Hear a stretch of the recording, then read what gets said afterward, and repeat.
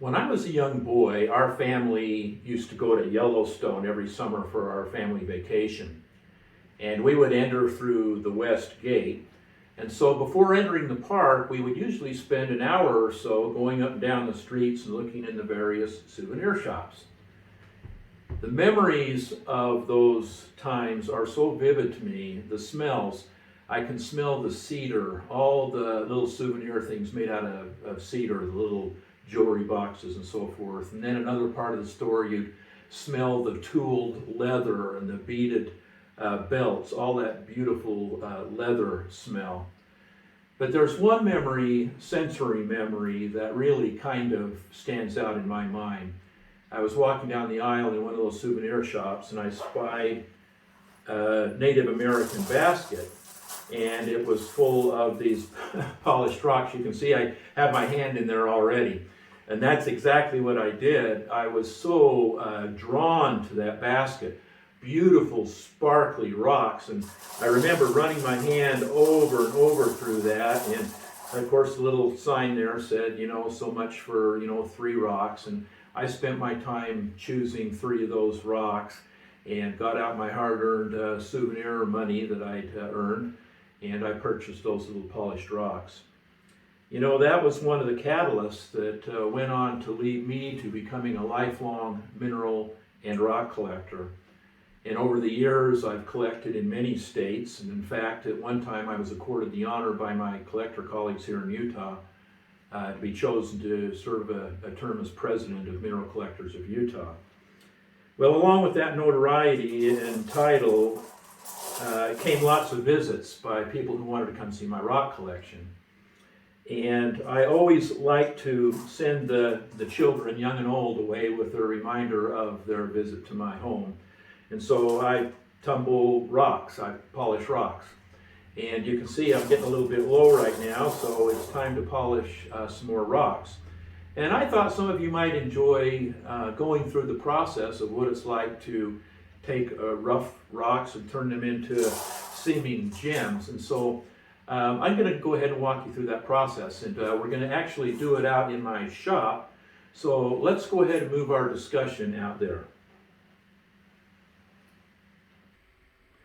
Well, here we are in my shop, and as you can see, I've laid out all the material that I'm going to need to start polishing the rocks. And to start with, I want to point out these guides here. Wherever you live in the United States or around the world, there are probably collecting guides that talk about the different kinds of material that you can collect. And as I mentioned earlier, I've taken occasion to collect just about everywhere that you can collect in the state of Utah here where I live. So what I've decided to do is I'm going to tumble 4 different kinds of material today, and they actually vary in hardness. The first bottle here is a collection of the famous wonderstone or banded rhyolite from the Vernon Hills in Utah. The second container here has snowflake obsidian from the Milford volcanic fields, and that really polishes up nice. The third container here contains jasper, agate, and petrified wood. It's actually silicified wood, but most of us still call it petrified wood, from the famous Morrison Formation in Utah, famous for the dinosaur fossils. And then the fourth container here has, it's called onyx, but it's really not. It's banded calcite, and it's from the Nephi onyx quarry. So this is softer material, and so I'll talk a little bit about this in a moment. So what we're going to do here is I have 2 tumblers, and each of the tumblers holds two of these 3-pound barrels here. So we'll, again, polish this stuff separately. So what I'm going to do is I will just kind of go ahead and start this process and show you one of them online, and then I'll go ahead and finish up the other 3 offline so I don't take up too much time here. So let's go ahead and we'll start with the Jurassic agate, the jasper and petrified wood. Now, it's very important that you don't fill this thing more than about 2/3 to 3/4 full. You can see that I've got that pretty much there. And the other thing that you want to do is try to use different size material here. Now, I'm going to be honest with you. Usually for a barrel this size, it says not to use material over about 1 inch. I fudge on that a little bit. I've had okay results. But I guess the best direction I could give you is follow the directions in your Tumbler's handbook. But I'm going to go ahead. I've got a good selection of different sizes of material in here. Now, the reason you don't fill it any more full is that you won't get the tumbling action. But you got to fill it between 2/3 and 3/4, because if you don't, then as it grinds it down, it's going to fall down below about halfway in volume. And if it does that, then you've got rocks dropping and pounding on each other. And what's going to happen at that point is that you're going to have broken and cracked rocks. Now, one thing that I didn't point out when I put these 4 containers together is that I tried to get material that had no cracks that I could see. You don't want stuff that has cracks, because as it starts tumbling, it's going to break. The other thing that you want to look for is that you don't want to have a whole lot of deep concavities, okay? You want things that once they're polished, that you're not going to have these voids that did not get affected by the polishing process. So unfortunately, you're going to discover in your pile of rocks you bring home, there's probably going to be a lot of that stuff that's beautiful, but it's not really suitable for tumbling. So take the time to do that, and you'll have better results. Now, for some of the petrified wood, some of this has wood grain in it, and it's going to have some little ridges in it. Those little valleys are not going to get polished, but that's okay for petrified wood for me, because I kind of like to have the juxtaposition of the really beautiful, smooth, polished surface with the rough.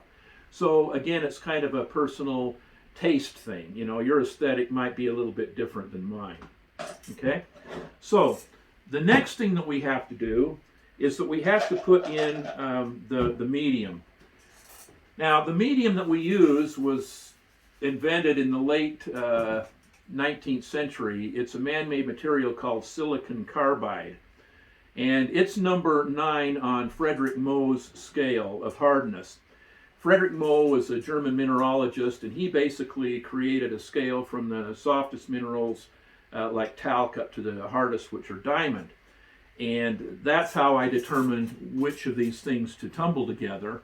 For example, this agate here, or silicified material, we basically call it crystalline quartz, because it's made from quartz. It has a hardness of 7 on a scale of 1 to 10. This wonderstone here, or rhyolite, it's about 6 on that hardness scale. Snowflake obsidian is anywhere from 5 to 5.5.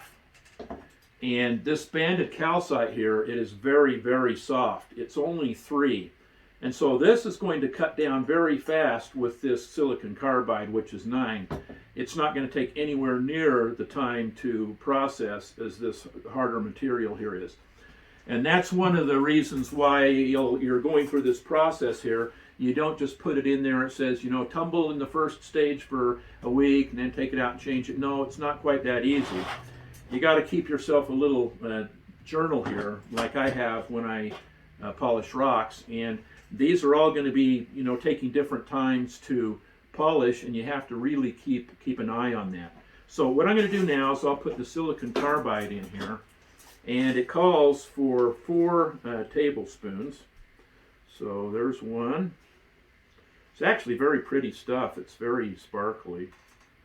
2, 3, and 4. And then the next thing it says to do is you want to fill this with water to the bottom, touching the bottom of the top row of rocks. Again, you don't want to put too much, and you don't want to put too little, or you don't get the appropriate grinding action in there. So I'm going to go ahead and fill this up to right below, touching the bottom of the top row of material.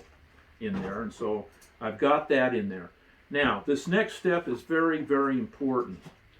You've got to make sure that you seal these things, obviously, or you're going to have a big mess of slurry and grime wherever you put this operation to process for weeks and weeks and weeks. So make sure that the lip in here is all clean, that it doesn't have any contaminants, any silicon carbide or rock dust or anything. And then you take this lid and it inserts inside, and it's an interference fit, and you make sure that it's seated down there on the ridge, and then you put the cap on. And what this basically does with the bolt here is, as you screw it down, it pushes it out against the sides of the barrel here. So, and you don't need to get crazy here with with your crescent wrench or anything. It's going to be tight enough. So now what I'm going to do is I'm going to go ahead and I'm going to put this on the tumbler. And I'm not going to take the time to go through this for all of the other three here. You get the idea. And what we'll do when the various times that it takes to grind these in stage 1 have taken place, I'll show you what the material looks like after the first stage of the grinding. So let's go ahead and get this show on the road here. Let's see, find the switch there. And I got to turn on the power bar here. Now, one of the things that you've noticed here, obviously, is that this makes a little bit of noise. So you're probably going to want to put this someplace where that noise is not going to bother you. A garage, a covered carport that's not going to get weather in it, a covered porch. Someplace like that where this operation can go on 24/7 and the noise is not going to bother you.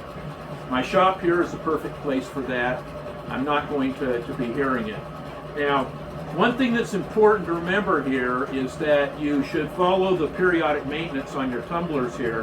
It calls for a little drop of oil on the bearing surfaces, so just follow the directions you have. Well, I'm going to go ahead and let this finish this process here, get them all tumbling, and I'll see you all back here in about a week.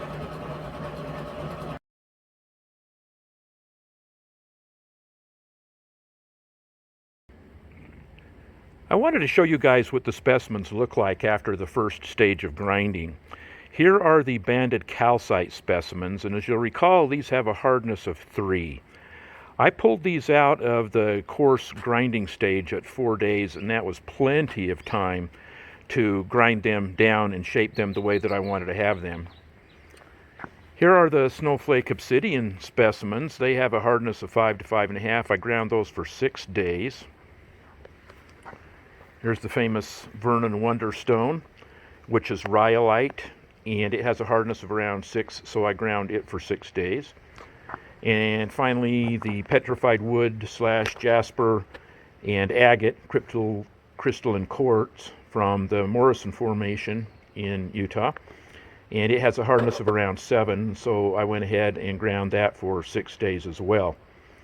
Now, one of the things that I want to point out that's very important is that all of the shaping takes place basically in this first stage with the coarse grit. So when you pull your stuff out, and obviously you're checking this as you go, you don't just put it in there for 6 days and leave it, you kind of check it.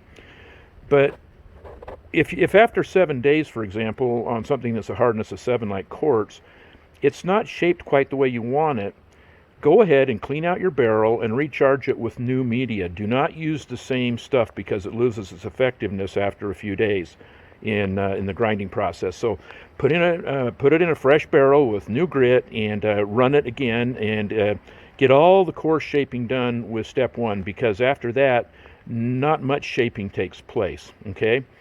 Now, the other thing that you are going to run into as you go through this process is that you will probably have some specimens that crack, break during the first initial process especially. Go ahead and pull those out, because those cracked surfaces are not going to polish at the same rate as the rest of the rocks are, and it's very common. In fact, here in this batch of agate here, I had one that cracked all to pieces, and when I opened the barrel, it was full of little tiny splinters. So I just removed all of that. Now, I'll talk about how you charge the cylinders for step 2, especially when the volume is less than it was when you started with at the outset. Now, if you want to get kind of excited, you can get an idea of what these are going to look like when they're done. And the way you do that is you just put some water on them.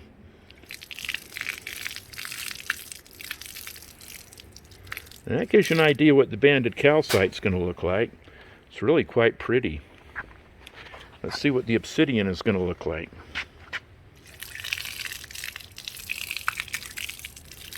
Oh, that's beautiful. Aren't those beautiful? Let's do the wonderstone.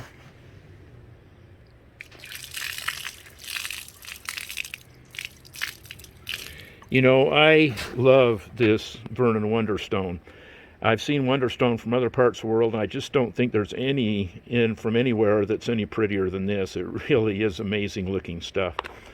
And then let's look at the petrified wood / agate jasper from the Morrison Formation here in Utah. And of course, that's beautiful, all different colors there.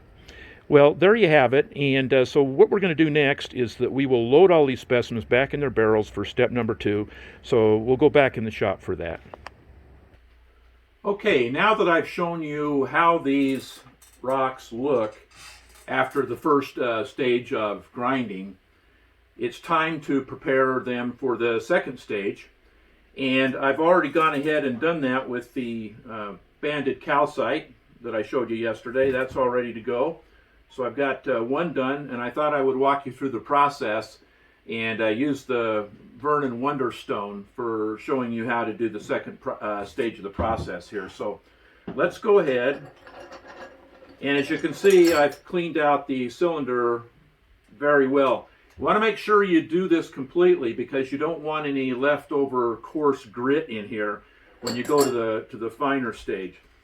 This second stage of grit here, it's kind of analogous if you were doing a woodworking project of going like from 100 grit sandpaper to 220 grit sandpaper. Puts on a finer sheen, so you wouldn't want to have that coarse grit in there because it will scratch it and leave deep grooves again, and then you'll have to polish those out. So I've cleaned this barrel out really well, as I have for all of these, and it takes a little bit of elbow grease and maybe a nice little toothbrush to kind of get around the edges here. So I'm going to go ahead and put this Wonderstone back into this barrel.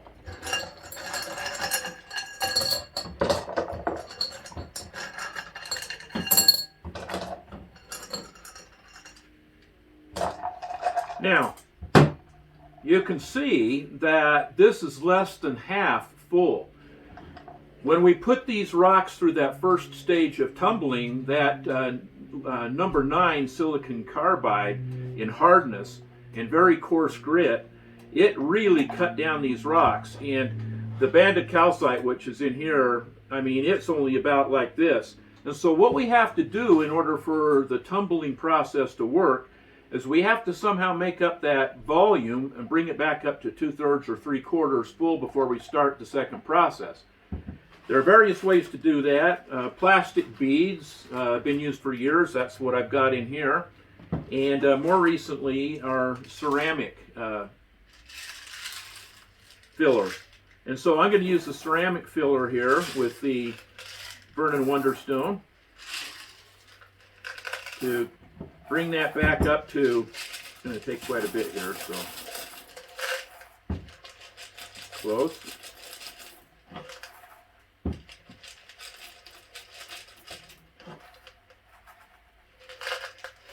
So you can see that I've filled that up, shake it up real good. There you go. So now we need to charge the barrel, and we're going to put 4 scoops, again, tablespoons, of this finer silicon carbide abrasive.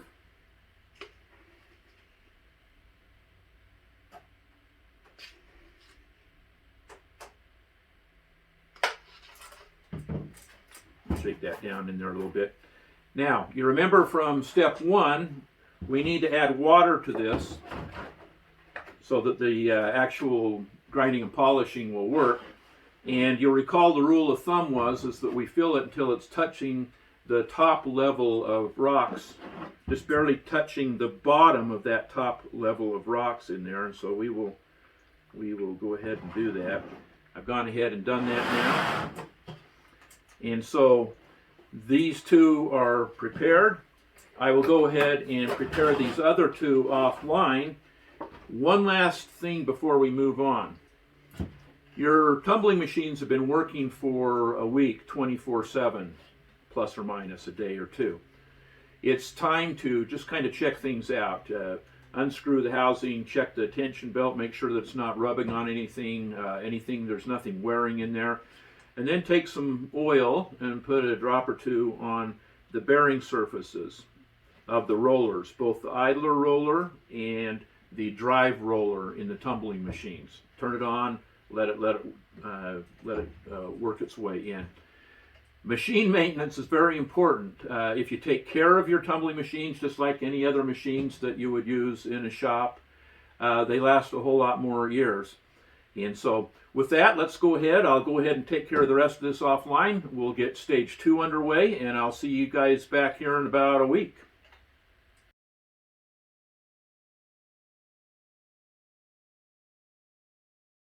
I wanted to show everybody the tumbling setup here. I've actually got it running out in my shed.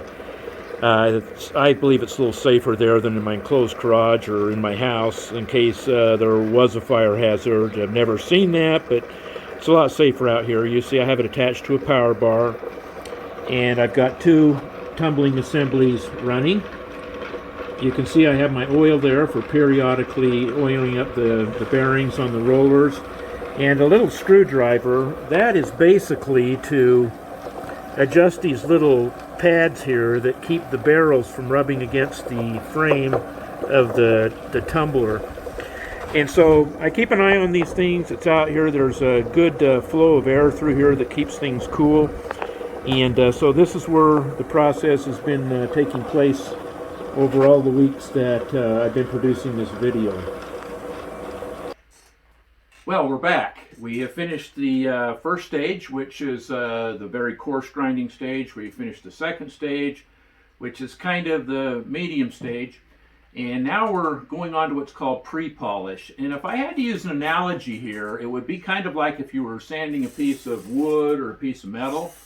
The first stage was kind of like 60 to 100 grit sandpaper. The second stage was kind of like 220 grit sandpaper. Now the pre-polish that we're going to is taking a big step forward to somewhere around 500-600 grit sandpaper. So if you'll just kind of keep that in mind, this whole process here will make a little bit more sense to you.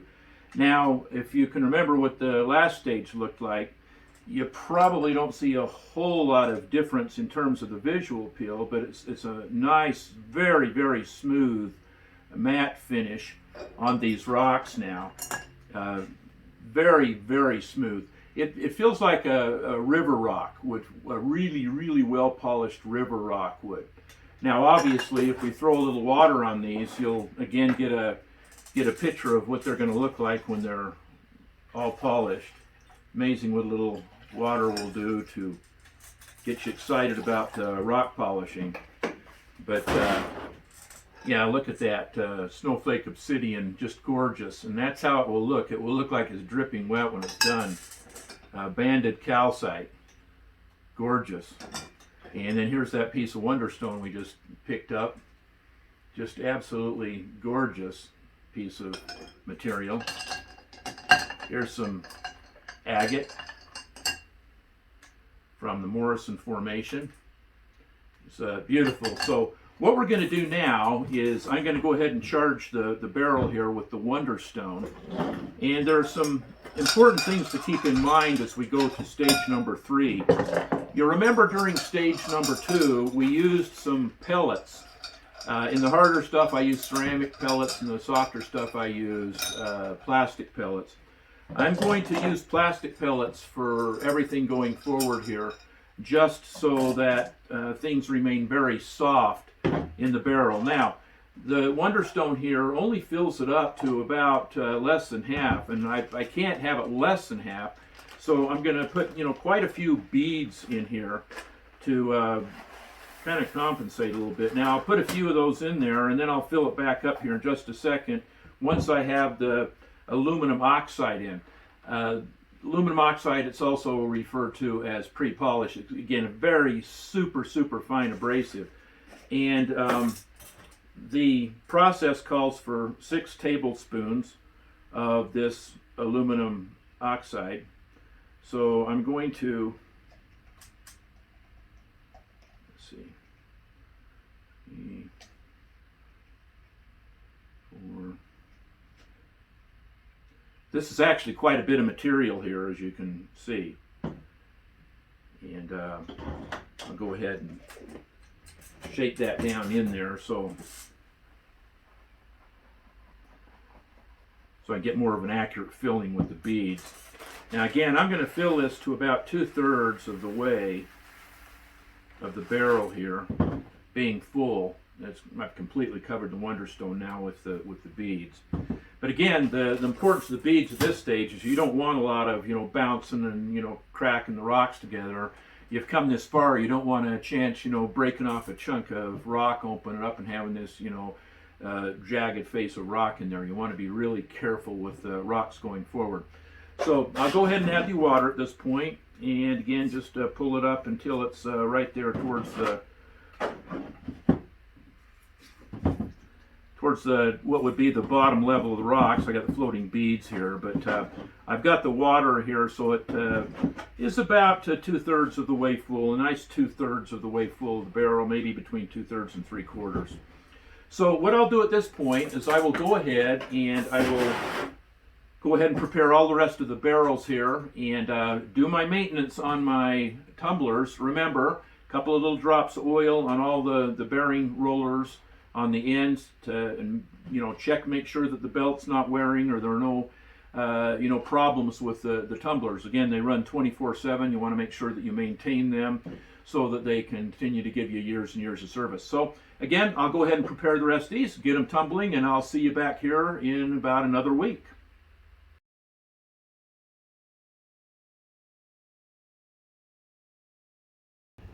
Okay, I wanted to show everybody how I clean up after each tumbling stage, and this is very important. The slurry that's created here from the abrasives is something you never ever want to put down your indoor plumbing. In fact, I wouldn't even put it down my outdoor plumbing. As you can see, I've placed a garbage liner in a 5-gallon bucket, and I just strain the material over here and let all that slurry go into a garbage liner, and then I simply tie it up and throw it away. So let's open this up, and I'll just kind of walk through the process here with you.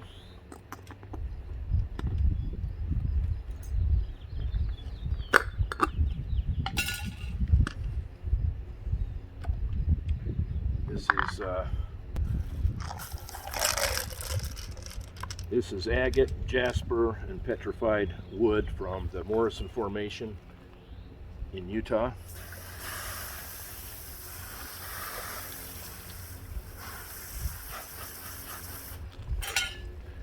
Now, it cleans up really quite fast, and if you clean this up right as you, let me leave this in here for a second.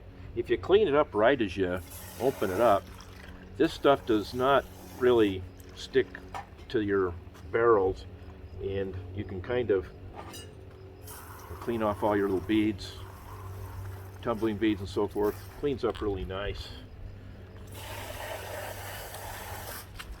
Probably don't even have that much to clean up with a toothbrush along the edge there as you do it right away. And then again, I just make sure that's clean. And again, when I'm done, I just tie this up and we throw it in the garbage. As quick as that. Okay, we have finished with stage number 3, which, as you will recall, is the pre-polish stage. And as I come to these different piles of rocks, you can see that they don't have that really shiny sheen yet.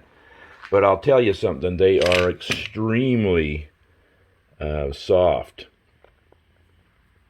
just very, very soft. And again, if you just put a little bit of spray water on them, they come to life and look much as they will look when they are polished.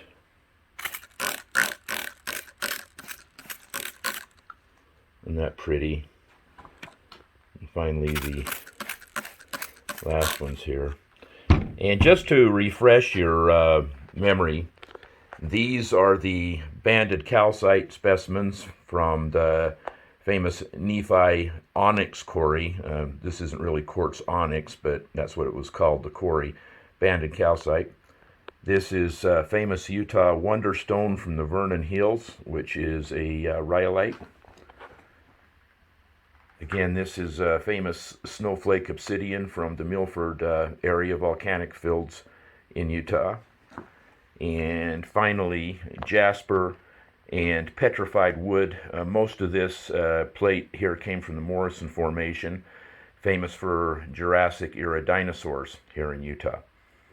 So that's how things look after stage number 3. And now we will proceed. Okay, we've been working now for weeks. We've gone through the rough grind, step 1, the medium grind, step 2, the pre-polished grind, step 3. Just showed you what these specimens look like after 3 stages.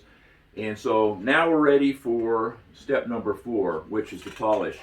And just kind of to put things in perspective again, the first grinding stage was 60 to 90. The second was somewhere around 220. The third pre-polish somewhere around 5 to 600 grit.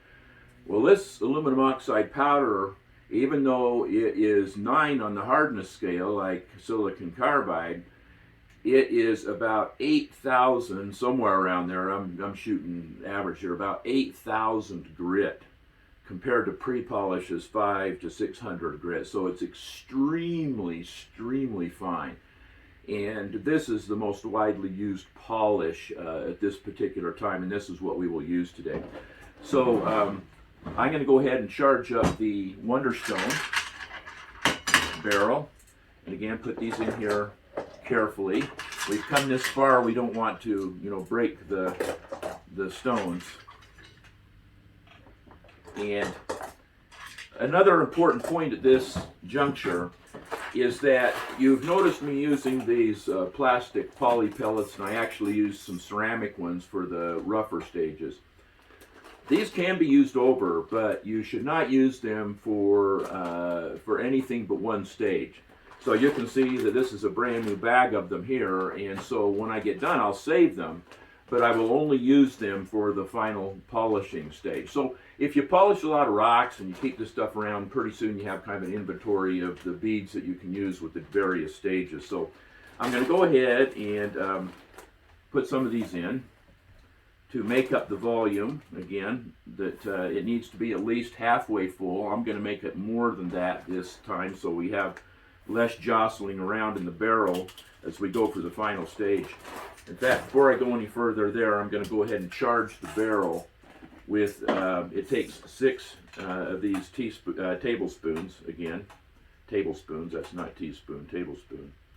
And it is extremely fine powder. I mean, this is just incredibly fine in consistency, this aluminum oxide powder here.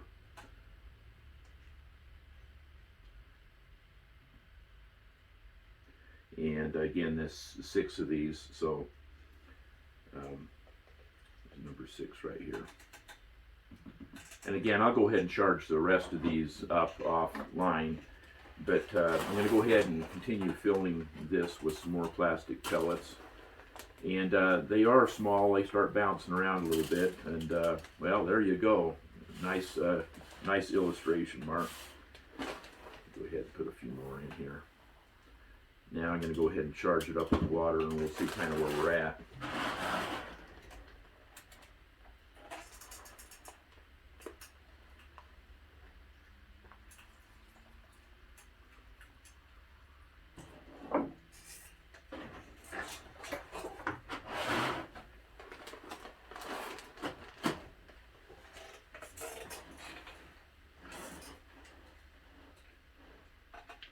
Put just a little bit more in there. There we go. You want to have it good and full so that, again, we're always shooting for about 2/3 to 3/4 full in the volume. That creates the best action. And now with all these pellets in here, we're going to have a whole lot more material to help break the shock of the rocks as they tumble in this final stage. So again, I'll go ahead and get the rest of these all together, and I'll see you guys back here in a week after the final polish.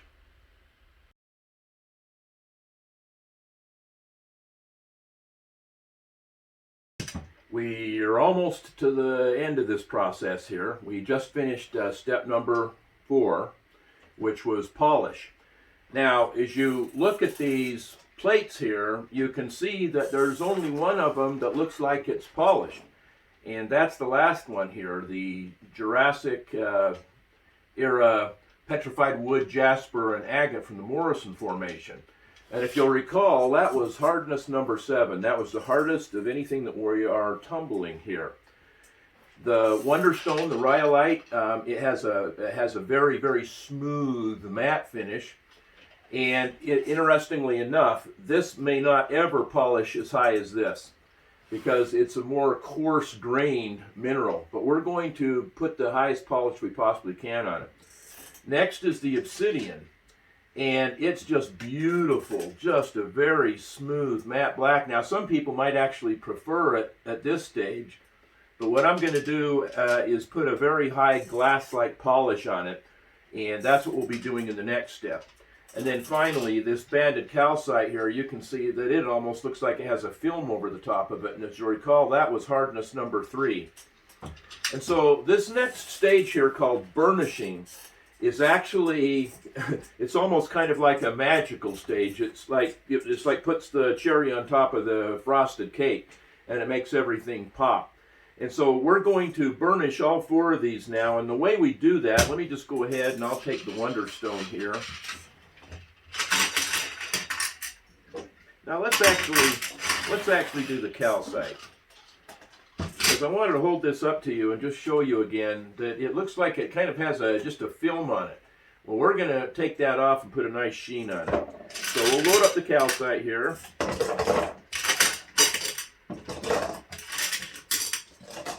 And again, you'll notice, remember our rule of thumb is that this can never be below half volume here in order for the process to work optimally. And these stones here now, they've been ground down to the point where they're nowhere near even halfway full. So what we're going to do is we're going to fill this barrel up again with beads. And notice that I'm using brand new beads again. I'm going to fill this up until it is about 2/3 of the way full.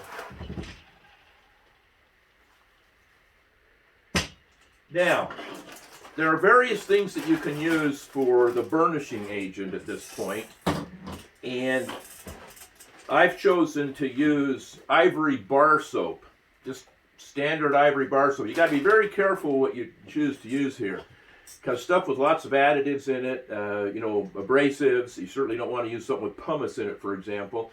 Detergents, you just want something that's very pure. So there are lots of old powdered soaps that you can use, but I found that this ivory bar soap works just well. I get a very fine cheese grater, and I just grab the bar and I grate it up.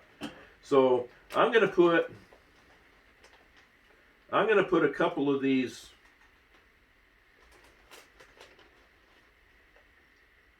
heaping teaspoons in there, maybe just a little to grow on here. Now, some people out there are going, "Oh my God, that's too much," but it's really not because I'm not using a fine powdered soap here. These are grated little curlicues here. So, anyway, I've got that all filled up at this point. Now, what I'm going to do is I'm going to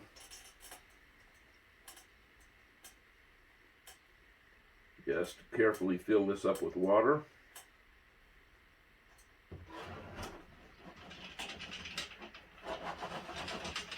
So this whole volume now is about 3/4 full, okay, with everything in it. So I'm going to go ahead and button that up now. Remember, this is an interference fit, so got to kind of work it around. Make sure it's tight down around the ridge there where it goes in. Put the lid on. Now, how long am I going to do this? Probably not 6 to 7 days like has been on the other steps here. I'll keep an eye on it, and the different rocks will probably take different amounts of time to burnish, but I'll keep you apprised of what those totals are. So we'll go ahead and do the rest of these offline, and I will catch you back here after the burnishing stage.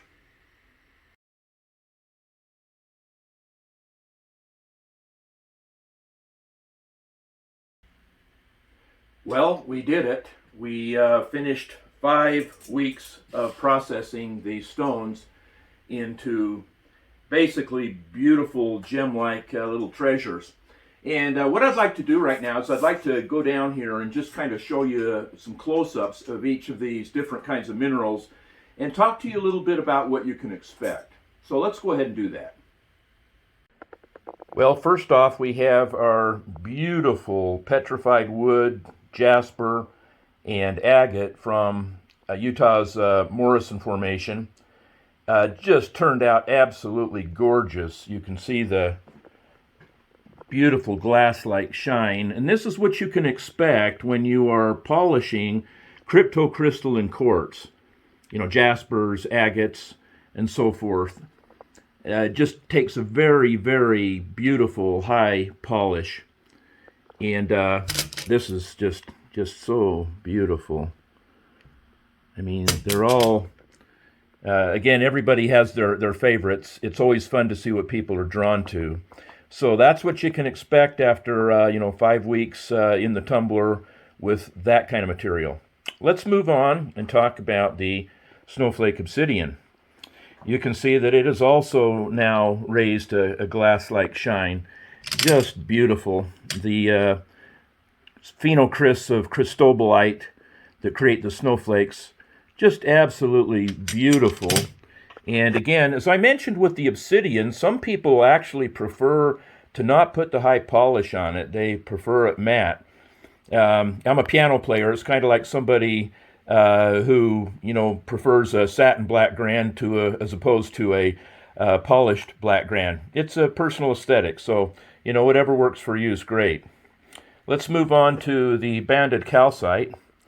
And you can see immediately there's something very different about this. There's a real shiny one in the middle, and there's a bunch of them with a matte finish on it. Here's where we need to talk a little bit. What I wanted to do is I wanted to tumble all these the exact same way so that you could get an idea at home about what you could expect in your tumbler. Some things naturally take a glass-like shine a lot easier, such as the agates and the obsidian that we just looked at. This is 3 on the hardness scale, remember. And so what I wanted to do is I took one of these and I basically put some buffing compound on it and used my buffing wheel. And it takes a glass-like shine very, very quickly because it's so soft. Now, I wanted to show you that you could do that. Now, some experienced rock tumblers are going to say, well, now, Mark, you could have got that same kind of shine there if you had just stayed in stage 3 a little bit longer, or, recharged the barrel after stage 3 2 or 3 times. I won't argue with that at all.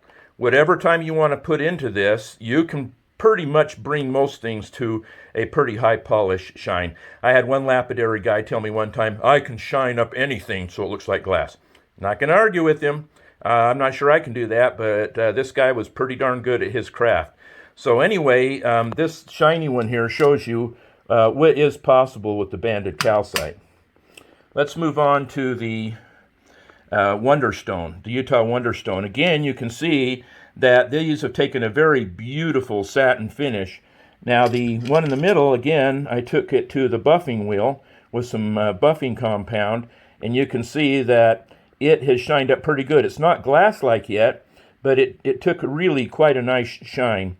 Now, again, I am very confident that I could put a glassier shine on that if I spent more time with it. And some of you may experiment with your tumblers. Towards the later stages, sometimes people replace some of the water with corn syrup, and there's all kinds of different things that you can do to put a higher gloss finish on your rocks. But again, 4 beautiful kinds of rocks that are found in Utah.